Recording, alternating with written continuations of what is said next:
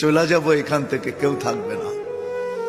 যিনি থাকার উনিই যখন থাকেন নাই, কারো কাছে মালাকুল মউত অনুমতি নিয়ে আসে নাই, আসবে না।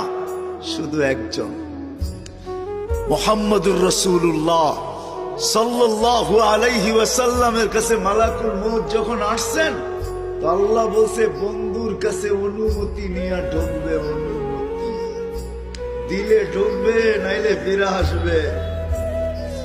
বন্ধু আমার, খবরদার অনুমতি ছাড়া যায় গর্জায় ঢুকা যাবে না। আমাদের কারো কাছে অনুমতি নিয়ে আসবে না, ওনার কাছে অনুমতি নিয়ে গেছেন।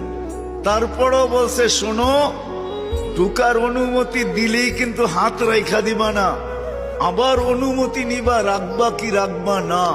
বন্ধু যদি হ্যাঁ বলে তো রাইখো, যদি না বলে তো চলে আইসো। না বন্ধু আমার। কার বন্ধু? কার বন্ধু? হাবিবুল্লাহ